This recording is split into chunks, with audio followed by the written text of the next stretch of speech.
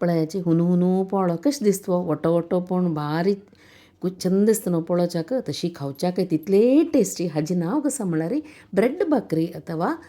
तर्ण मिरसांगे दोड्डक म्हूण सांगून हाजे खातीर हांव हांगा 2 पाव तांदूळ सुरय तांदूळ लायक करून धुवन 3-4 गंटे तिंबत दवरता आनी हक्क जावका चडती सोय म्हळ्यार समज चडती घालका म्हळ्यार 2 कप तांदूळ काडल्यार 1.5 कप सोय घाल्यार व्हडना ताका 2 तर्ण मिरसांग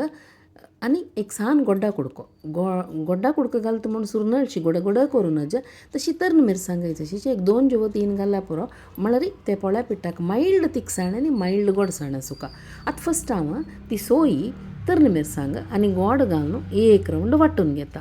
पळय अशें आतां सोय आनी गोड आनी तर्ण मिरसांग मात घाल्ले ताका आनी त्या मिक्सचराक हांव आतां थोडो तांदूळ घालून वांटून घेता वापास थोडी उद्दां घालता ताका आनी वांटून घेता ते वाटिल्ले कशें आसा म्हूण दाखयता तुमकां हांव पळय आतां मुश्टी पोळ्या पीठ शीक वांटून घेतलां हांव हांगा आतां हाजें हें पळयाची वाटिल्लें न्हय पळया हें सपूर लांबशी म्हळ्यार फायन रवा म्हणटा पळय फायन रवा अशी करून वांटूक हें न्हय जेवच्याक नज पानपोळ्या पिठशी म्हूण मस्त खर जेवच्याक अशी फायन रवा अशी करून वांटून घेतलें आतां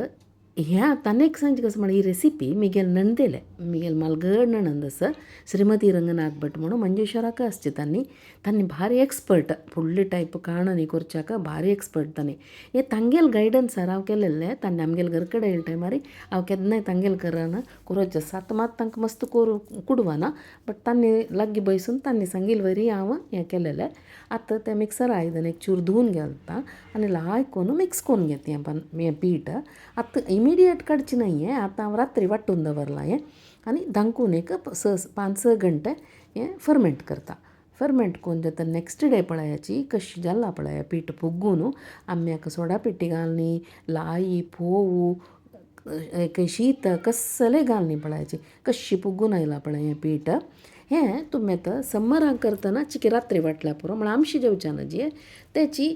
थंडी वेळार करतना चिके सांजे वग्गी वांटून दवरका म्हळ्यार हें इतलें फुगू काय हें पीठ जाल्यार मात्र तें लायक जाता आमी रात्री काल सांजे वाटितना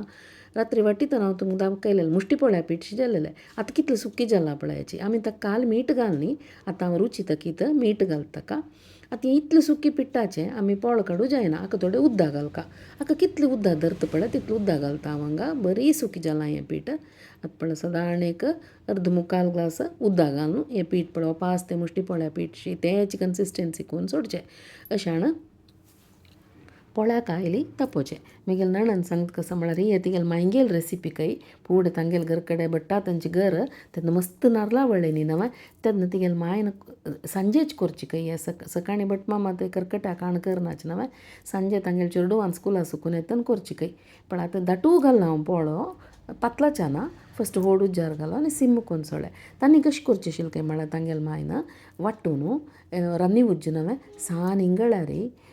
एक कायलणान तूं तें पीठ पुरा घालची कय आनी ताका वयल्यानय थोडो इंगळ घालून सान उज्जारी ते रोस्ट करून केक शी करून काडचें आशिल्लें काय मागीर तें कट्ट करून नारळाचें तेल घालून खावचें कय तांणी आतां तशें करूं जायना आमकां तशें 3 अशें काडचें दाटची पोळ घालच्यो मस्त पातलाच्या ना ते पळय कशी फुगला पळयाचें वटो पण आनी मस्त तांबडे करूं 2 सायड मायल्ड भाजून घेवका पण तुमकां घालें तशें आनी एक चिमटी वापास नारळाचें तेल घालून 2 सायड थोडे भाजूका कुरकुरी करच्या न्हय सॉफ्ट पोळ वो हाजें नांवाची ब्रेड भाकरी नवें म्हळ्यार ब्रेड अशी सॉफ्ट आसता कशी पडला पळयाच्याक वटो बरी सुरली पडल्या पळयाची आतां हें खावची कशी म्हळ्यार हाका कुडलें फ्रेश घंटिलें लोवणी बेस्ट कॉम्बिनेशन हाका तें लोवणी अशी मेल्ट जाता त्या पोळ्यार एक पोळ्या पीस काण खावका पळयाची हुनू खावका तेन्ना भारी लायक जाता हुनू पोळो ते लोणया बुडोवन खातना सुपर जाता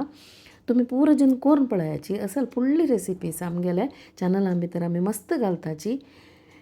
तशी तुम पुरा जन आमगेले शेड्रसा कुकिंग चॅनल पुरा जन सब्सक्रायब करा सकट तुमगेले फ्रेंड्सा रिलेटिव्सा सांगा सकडांकय धन्यवाद.